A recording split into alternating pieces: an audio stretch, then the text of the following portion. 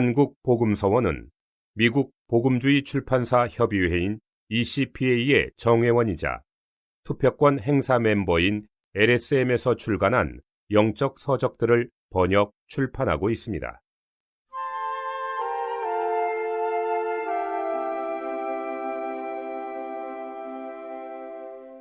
주님의 훈계와 권고로 자녀를 양육함. 우리는 깨어서 우리가 이 세상에 속한 이들이 아님을 알고 세상의 흐름을 따라가지 말아야 함. 우리가 오늘 이 세상에서 가져야 할 마음은 과부의 마음입니다. 내가 세상을 사랑하지 않을 수 있는 것은 세상이 사랑스럽지 않거나 성경에서 명령했기 때문이거나 이 세상과 이 세상의 정욕이 다 지나가기 때문이 아닙니다. 세상은 사랑스러운 것입니다. 세상에 있는 물건이나 사람들은 다 사랑스럽습니다. 66권으로 된 성경 전체에서 해 아래서 행하는 모든 것이 헛되다고 말한 곳은 오직 전도서뿐입니다. 그러나 그리스도인이 세상을 사랑하지 않을 수 있는 것은 세상이 헛되기 때문이 아니라 나의 주님께서 이 세상에서 사람들에 의해 못 박히셨기 때문입니다. 그러므로 나의 마음은 과부의 마음입니다.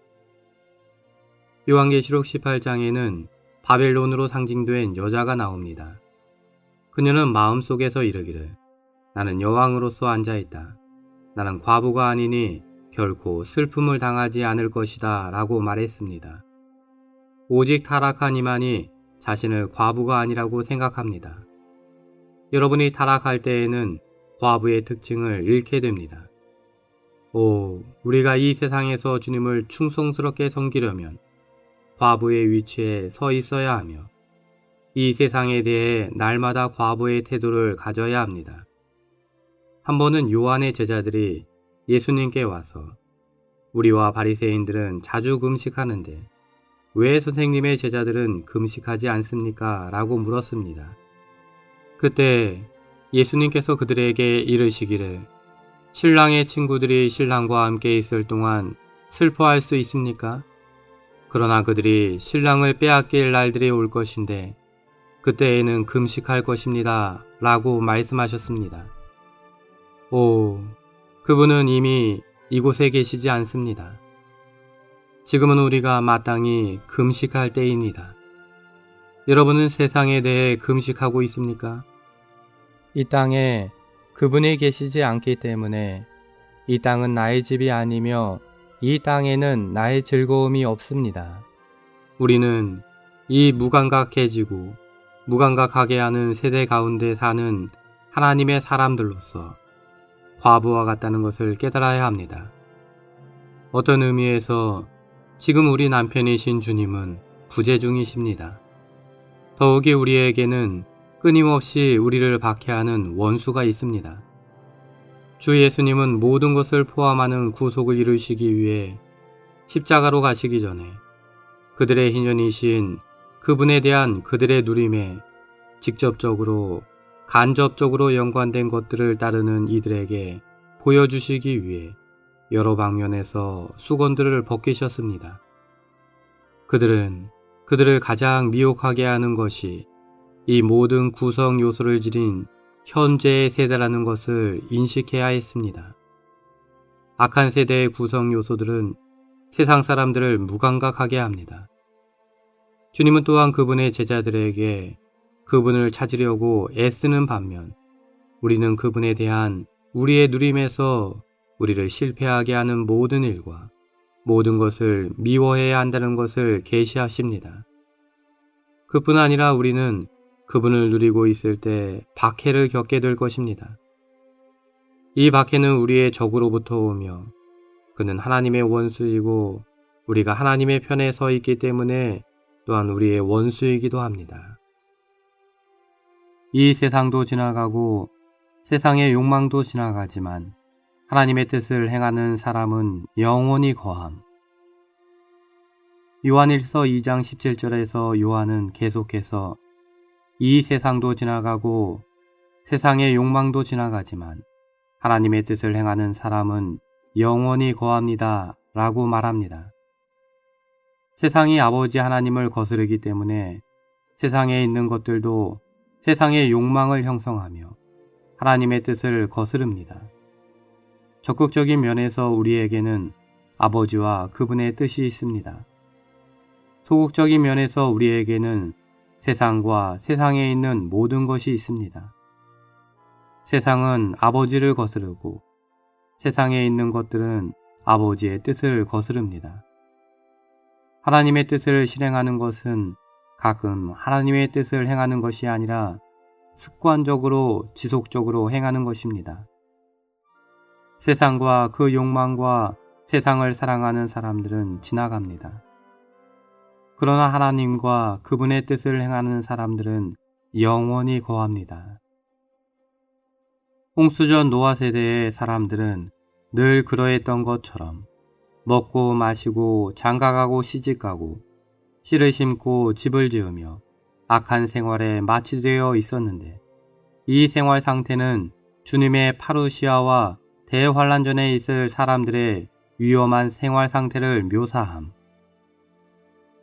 누가복음 17장 25절에서 주님은 그러나 사람의 아들이 먼저 많은 고난을 겪고 이 세대에게 버림을 받아야만 합니다. 라고 말씀하십니다. 그리고 나서 26절부터 29절까지 해서 그분은 계속해서 이 세대를 묘사하여 사람의 아들의 때가 노아의 때와 롯의 때와 같으리라고 말씀하십니다. 노아의 때에 몇몇 상황이 있었습니다. 사람들은 먹고 마시고 장가가고 시집가는 일로 인해 무감각해져 있었습니다. 더 나아가 그들은 홍수가 나서 그들을 멸하기까지 알지 못했습니다. 그것은 사람의 아들의 때에도 동일할 것입니다. 사람들은 주님의 오심으로 말미암아 그들에게 임할 하나님의 심판을 알지 못하고 현세의 필요로 무감각해질 것입니다. 그러나 믿는 이들은 그러한 마취 상태에서 벗어나고 깨어서 주님께서 이 부패한 세상에 하나님의 심판을 집행하시기 위해 오고 계신다는 것을 알아야 합니다. 먹는 것과 마시는 것과 결혼하는 것은 원래 사람의 생존을 위하여 하나님께서 정하신 것입니다.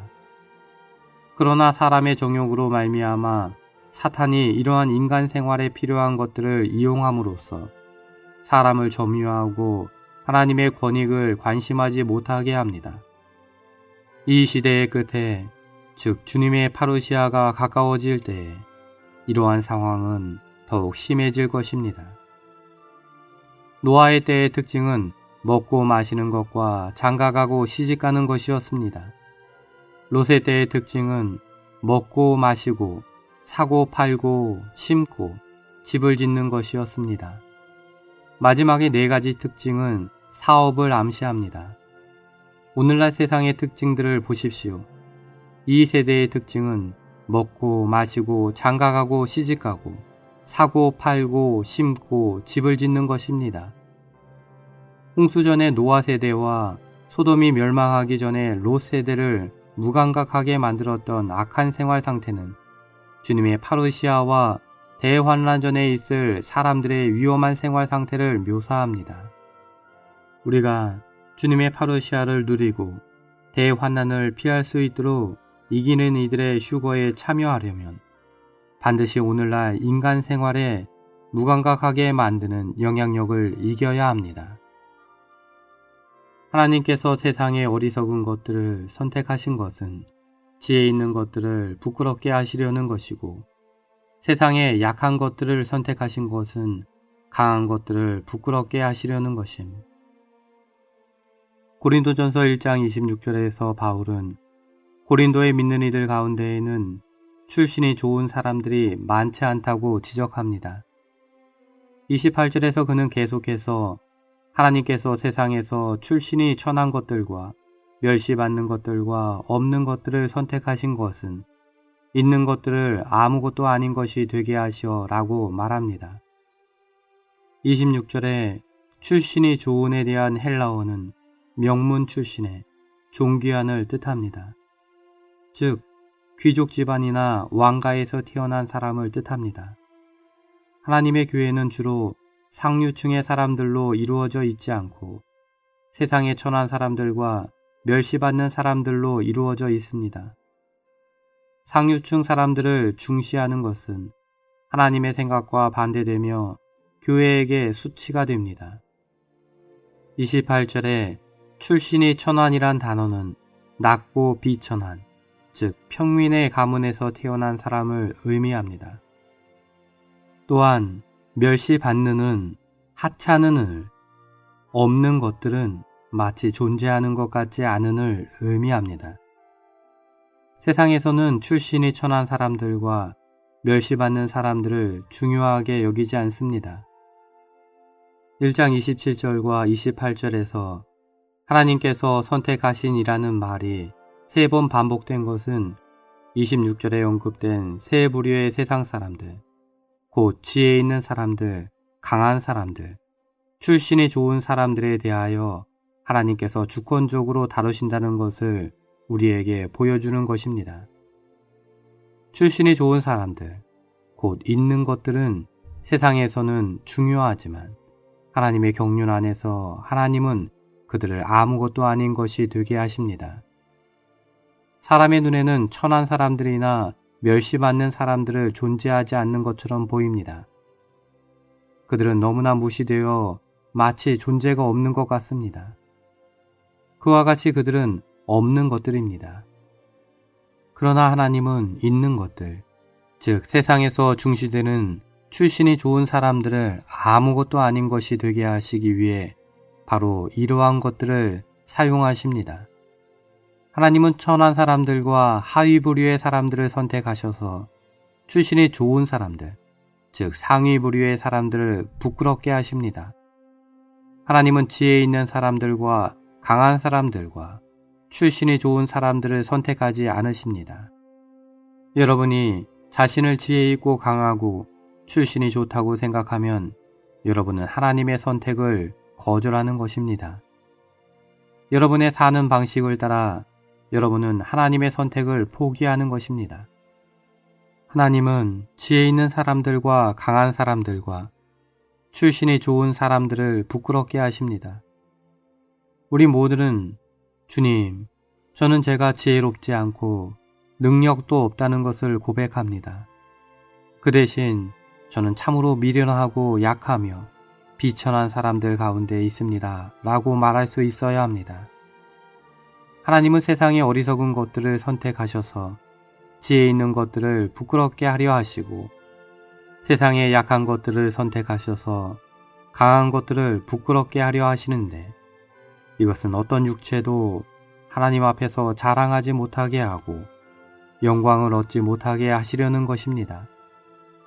많은 부모들은 그들의 자녀들을 위해 기도합니다. 우리는 우리 자녀들을 위해 기도할 필요가 있지만 우리 자녀들을 다른 아이들보다 더 높이 평가하지 않도록 주의해야 합니다. 나는 젊었을 때 읽은 어떤 부모들이 기도하는 것에 관한 이야기를 여전히 기억하고 있는데 그들은 그들의 자녀들을 위해 기도했지만 그들 중 한 아이도 구원받지 못했다는 것입니다. 그들은 주님께 이렇게 말했습니다. 주님, 당신은 우리가 기도할 때 우리가 기도하는 것은 무엇이든지 주시겠다고 말씀하셨습니다. 우리는 많은 해 동안 우리 자녀들을 위해 기도해 왔지만 그들 중 한 사람도 아직 구원받지 못했습니다. 주님은 그들에게 이런 식으로 응답하셨습니다. 만일 너희가 다른 이들의 자녀들을 위해서 너희 자녀들을 위하여 기도해온 것처럼 기도한다면 너희 자녀들은 구원받을 것이다. 너희는 다른 이들의 자녀들을 위한 기도를 시작할 필요가 있다. 고린도인들은 정신적으로 철학에서뿐 아니라 신체적으로 운동 경기에서도 강하기를 추구한 헬라인들이었습니다. 헬라인들은 지적으로 신체적으로 강하기를 추구했지만 고린도 교회 안에는 강한 이들이 많지 않았습니다. 하나님은 세상에 약한 것들을 선택하셔서 강한 것들을 부끄럽게 하려고 하셨습니다. 하나님은 세상에 없는 것들을 선택하셔서 있는 것들을 아무것도 아닌 것들이 되게 하셨습니다. 없는 것들은 하찮은 사람들을 뜻합니다. 만일 여러분이 대단한 사람이라면 하나님은 여러분에게 아무런 일도 하실 수 없으실 것입니다. 하나님은 그분의 선택에 있어서 대단한 사람들을 부끄럽게 하심으로 아무도 그분 앞에서 자랑하지 못하게 하셨습니다. 역사는 우리에게 유용한 많은 주님의 종들이 낮은 계층의 사람들에서 일으켜졌음을 가르쳐 줍니다. 유용한 주님의 종들이 귀족이나 왕가에서 일으켜진 것을 발견하기가 어렵습니다. 자녀를 징계하는 실행. 자녀들에게 있는 새 창조물의 특징을 소중히 여기고 적극적으로 그들을 이끌어서 온전케 하며 인도하고 길러내야 함. 우리는 하나님께서 우리의 눈을 여시어 청소년의 소중함을 보게 하시고 그들이 하나님의 손 안에서 중요하다는 것을 보게 하시기를 구해야 합니다. 만일 우리가 이것을 본다면 우리는 이 봉사를 소중하게 여길 것이고 자연스럽게 우리 안에 이 봉사를 향한 마음을 갖게 될 것입니다. 형제들이여, 내가 다시 말하지만 주님은 참으로 청소년을 필요로 하십니다. 이 세대에는 많은 청소년이 강하게 일어나서 주님의 구원을 받아들이고 그분의 인도를 받아서 주님께 유용한 그릇이 되어야 할 필요가 있습니다. 주님이 우리에게 은혜를 베푸시어 우리가 봉사를 하거나 교회 생활을 할 때 청소년을 귀히 여기게 되기를 바랍니다. 우리는 그들을 방해하거나 손상시키지 않을 뿐만 아니라 오히려 적극적으로 그들을 이끌어서 온전케 하고 인도하며 길러내야 합니다. 그럴 때 그들은 주님의 구원을 체험하고 주님의 건축하시는 손길을 받아들여서 주님께 유용한 사람들이 될 것입니다. 고린도후서 5장 16절에서 바울은 그래서 이제부터는 우리가 어떤 사람도 육체에 따라 알지 않을 것입니다. 비록 우리가 그리스도를 육체에 따라 알았으나 이제는 더 이상 그렇게 알지 않을 것입니다. 라고 말합니다. 육체를 따라 다른 사람을 알지 않는다는 것은 겉사람을 따라 알지 않는다는 것을 의미합니다. 합당한 교회 생활 안에서 인도하는 이들과 봉사하는 이들은 다른 사람을 겉사람을 따라 알지 말아야 합니다. 그러나 오늘날 그리스도인들 가운데는 겉사람을 따라 믿는 이들을 아는 것이 보통입니다. 예를 들어 우리는 사람들을 직업이나 지위나 재능이나 능력에 따라 알 수 있습니다. 교회 생활에서 우리는 이와 반대로 속사람을 따라 영을 따라 다른 사람들을 알아야 합니다. 16절의 연속인 17절에서는 그러므로 누구든지 그리스도 안에 있으면 새 창조물입니다. 옛 것들은 지나갔습니다. 보십시오. 새 것이 되었습니다. 라고 말합니다. 새 창조물이란 무엇입니까? 새 창조물은 하나님의 생명으로 거듭나서 겉사람이 아닌 속사람 안에 살고 있는 인격입니다. 겉사람 안에 살고 있는 인격은 육체 안에 옛 창조물 안에 있습니다. 그러므로 그는 낡았습니다. 그러나 속사람 안에서 주님을 향해 사는 이는 새 창조물 안에 있습니다. 아이들을 징계하는 것은 그들의 마음 안으로 들어가 그들의 본성을 이해하기 위한 것이며 단지 외적인 행위를 통제하는 것이어서는 안 됨. 여러분은 청소년을 돕고자 하십니까? 그러면 무엇보다 먼저 여러분은 그들에게 흥미를 가져야 합니다. 그들의 실패를 먼저 주의하지 마십시오. 결코 그들을 유죄 판결하지 마십시오.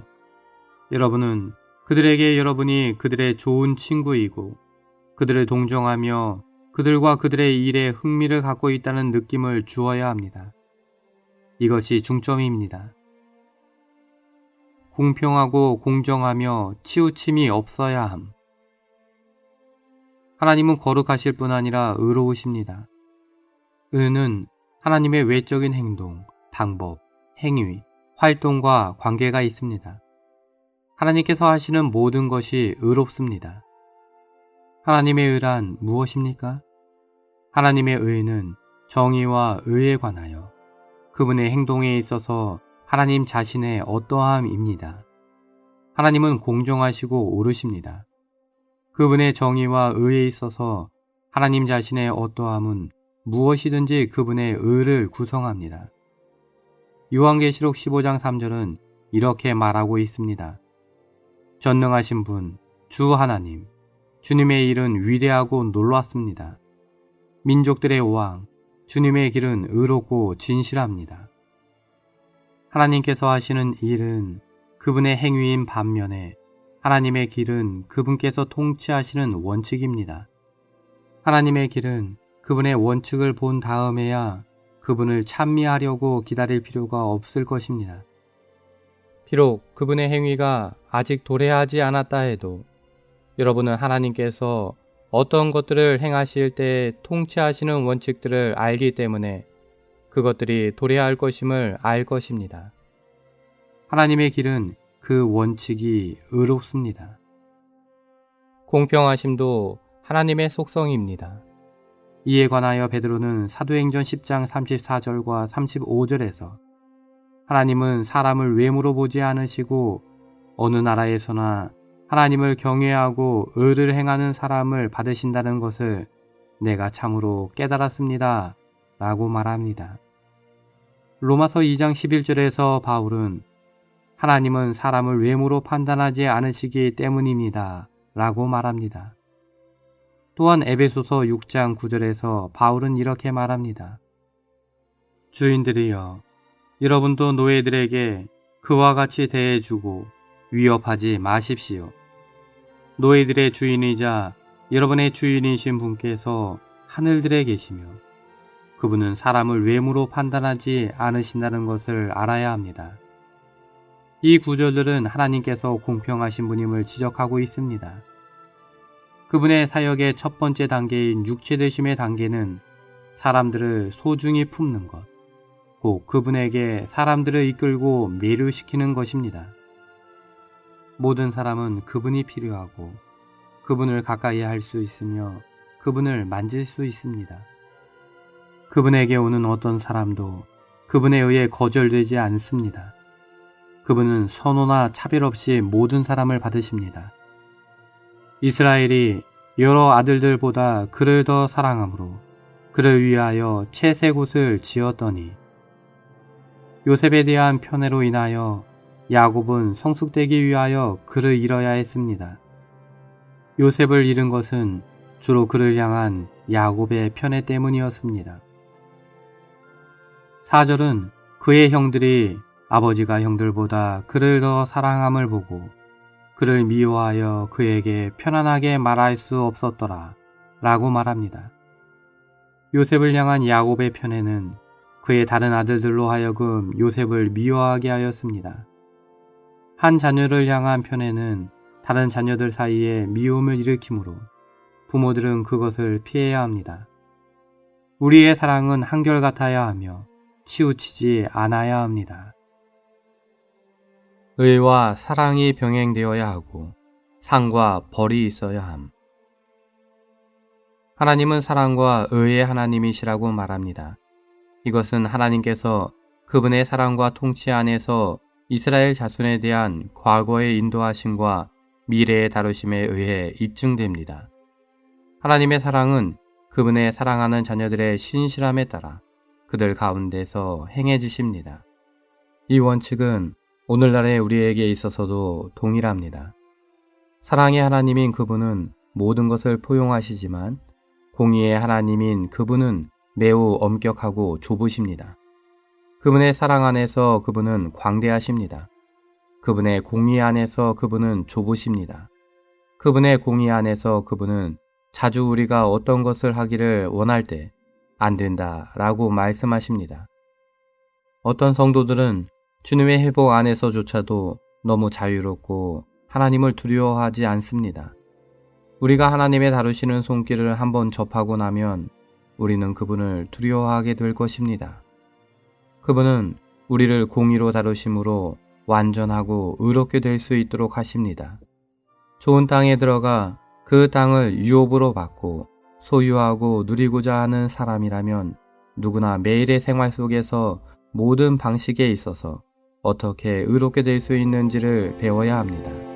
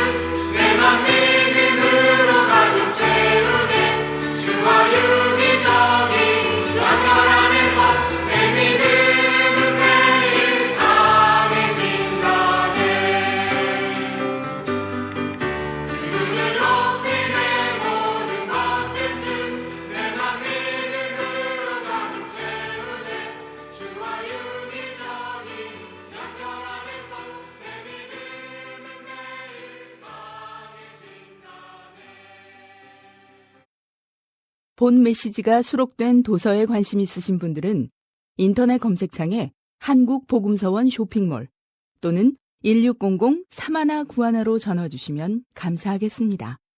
리디북스에서 전자책으로도 구입이 가능합니다.